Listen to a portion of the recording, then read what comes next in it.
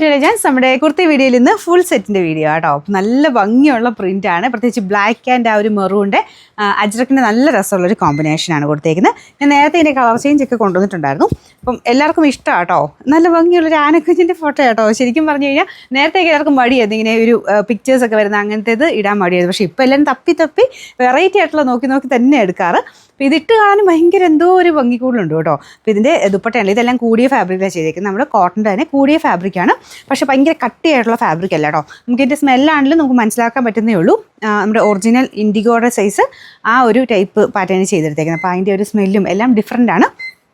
Normal cotton അല്ല, കുറച്ച് different ആയിട്ട് ഒത്തിരി കട്ടി വരാത്ത രീതിയിൽ, പക്ഷേ നല്ല കംഫർട്ടബിളായിട്ട് കൂടിയ കോട്ടൺ ഫാബ്രിക് തന്നെ. അതിൻ്റെ ഡൈയിങ്ങിലും എല്ലാത്തിനും ആ ഒരു പ്രിൻറ്റിനും എല്ലാത്തിനും കുറച്ച് ഡിഫറൻസ് ഉണ്ട്.